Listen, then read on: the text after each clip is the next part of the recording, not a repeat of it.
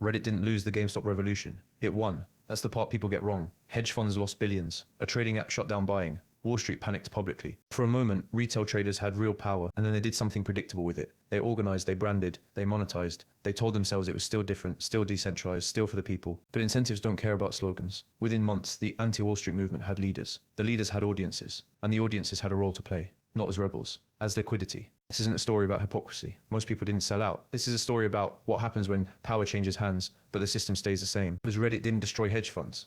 It rebuilt them, using attention instead of capital, influence instead of access, and belief instead of balance sheets. And once that happened, the ending was already written. Wall Street wasn't just an opponent. It was a villain with a face, or at least a logo. Hedge funds were the embodiment of everything retail traders hated. Short-selling companies into the ground, leveraging borrowed money and making bets so large they could move markets just by blinking. To Reddit, this wasn't capitalism. This was extraction. The narrative was simple and powerful. The game is rigged. The insiders always win. And retail is here to finally flip the table. And for once, the math backed up the anger. GameStop was overshorted, not 100%, not 120%, but more than the total shares that even existed. A financial absurdity hiding in plain sight. To Wall Street, this was just another aggressive trade. To Reddit, it was proof of moral bankruptcy. This wasn't about making money. At least that's what everyone said at the time. It was about exposing a system where losses were privatized, wins were socialized, and bailouts were basically a recurring subscription. Hedge funds were just wrong. They were illegitimate, and that framing mattered. Because once you believe you're fighting corruption, not risk, every trade feels like activism. Buying a stock wasn't speculation,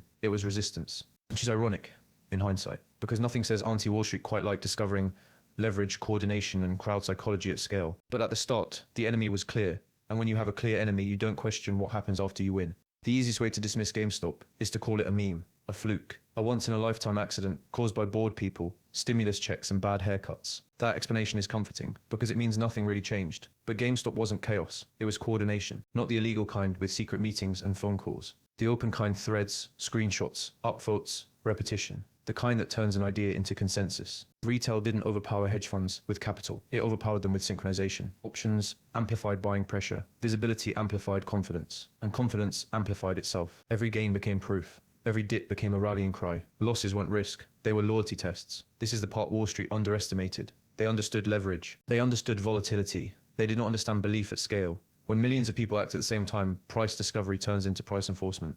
And for a brief moment, it worked. Hedge funds didn't just lose money. They lost narrative control. Trading platforms froze buying, news anchors panicked on air. Politicians suddenly learned what a short squeeze was. That wasn't a bug in the market, that was a power shift. Because markets don't reward intelligence, they reward coordination. And Reddit accidentally discovered what every institution already knew. If you can get enough people to act together, you don't need the most money in the room, you just need to move first. The problem is, once you learn that, you can't unlearn it. And power once tasted doesn't stay anonymous for long. Winning does something subtle to a movement. It removes doubt.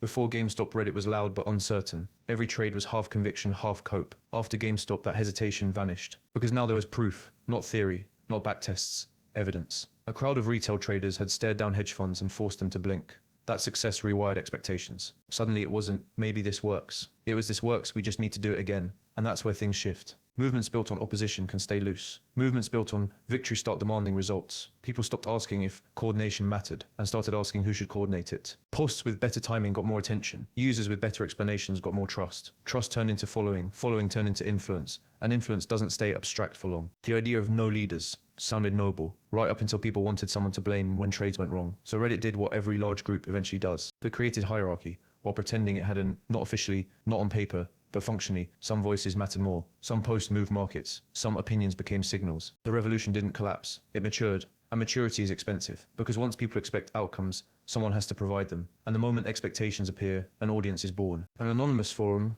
can't hold power for long. Power wants a face. After GameStop, the most influential voices didn't stay buried in threads. They migrated. Twitter, YouTube, Discord, Substack. Platforms where attention compounds and identity matters. Usernames turned into handles, handles turned into brands, and brands inevitably turned into businesses. This wasn't betrayal, it was gravity. People wanted clarity in the noise. They wanted someone to follow when the chart got ugly. Someone confident enough to sound certain, and certainty sells. Charts got cleaner. Thumbnails got louder. Just my opinion turned into 3 uploads a week. Monetization didn't arrive as corruption. It arrived as justification. If I'm spending this much time helping people, why shouldn't I get paid? Patreons appeared. Affiliate links followed. Paid Discord servers quietly replaced public threads. And with that, something critical changed. The incentive shifted. When your influence becomes your income, you're no longer rewarded for being right. You're rewarded for being followed. Volatility wasn't just risk anymore, it was content. Conviction wasn't just belief, it was branding. And slowly, without announcing it, the movement replaced anonymity with authority. Not because it wanted to, but because attention doesn't decentralize. It concentrates. And once attention concentrates, so does power. The only difference between this and the institutions Reddit despised was the origin story. Hedge funds aren't defined by suits or skyscrapers. They're defined by structure. And once you strip away the branding, Reddit rebuilt that structure almost perfectly. Start with capital. A hedge fund measures power and assets under management. Reddit measured it in followers. Different unit, same function. The bigger the audience, the more impact a single idea could have. Next comes research. Hedge funds publish investor letters. Reddit published threads, videos, and live streams. Breakdowns. Thesis. Bull cases. Dressed up as just sharing my thoughts. Then there's timing. Institutions move before disclosure. Influencers move before posting. Position first. Conviction second. Content third. No boardroom required. Risk management. Hedge funds diversify portfolios. Influencers diversified narratives. If one trade failed, there was always another thesis ready. Another ticker. Another next setup. And finally performance. Hedge funds report returns. Reddit tracked engagement, views, likes, subscriber counts, because attention became the scorecard. And here's the uncomfortable part. In both systems, the people at the top captured upside with limited downside. If a hedge fund trade fails, investors eat the loss. If an influencer trade fails, followers do. The disclaimers changed. The dynamic didn't. There were no compliance teams, no fiduciary duty, no formal accountability, just trust. And trust, when scaled, functions exactly like capital. By the end, Reddit hadn't dismantled Wall Street's playbook. It had open sourced it. Once incentives change, behavior follows. And when attention became currency, old problems resurfaced under new names. Front running didn't disappear. It just got rebranded. Instead of trading ahead of clients, some traded ahead of posts. Buy first, build conviction later. Let the audience provide the exit. It wasn't always intentional. That's the uncomfortable truth. In fast-moving markets, influence alone can move price. And when thousands of people mirror a trade, impact becomes unavoidable. Exit liquidity stopped being a conspiracy theory and started being a structural risk. Meanwhile, moral cover stayed intact. Not financial advice became a magic phrase, a disclaimer that felt ethical while avoiding responsibility. Losses were reframed as lessons. Winners were highlighted. Failures quietly scrolled off the feed. Sound familiar? The same asymmetry returned. A small group controlled information flow. A larger group absorbed volatility. And just like before, the system rewarded confidence over accuracy. No one needed to lie. They just needed to speak first, loudest, and most often. This wasn't fraud. It was incentive drift. A system designed to amplify belief will always favor those who can manufacture it. Reddit didn't recreate Wall Street's corruption. It recreated Wall Street's blind spots. And blind spots are more dangerous because the people inside them genuinely believe they're doing good. This didn't happen because Reddit failed. It happened because systems behave predictably. Whenever coordination becomes powerful, it attracts structure. Whenever structure appears, hierarchy follows. And whenever hierarchy controls attention, it monetizes it. This isn't unique to finance. It's how media works, politics works, religion works. Reddit discovered coordination first, but it didn't invent incentives. Attention concentrates faster than money because it requires no permission, no regulators, no filings, no capital requirements, just repetition. And once repetition works, the most confident voices rise, not the most accurate ones.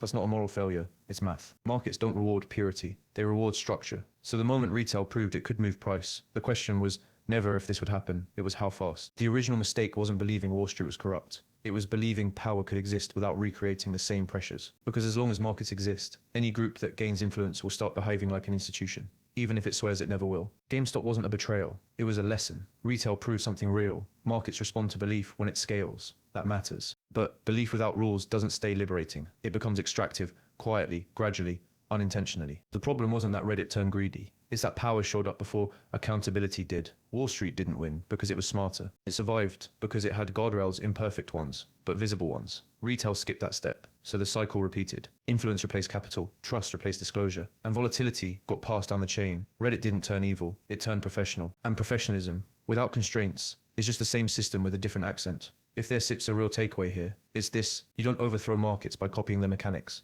You change them by redesigning incentives. Otherwise, every rebellion ends the same way. Not with collapse, but with incorporation. To the rest of you, the non-believers, the underachievers, the tweeting deleters, you guys make me sick to my stomach, fam. Honestly, if you guys want to look at my eyes, you guys want to do something? That's what I thought. No, that's what I thought.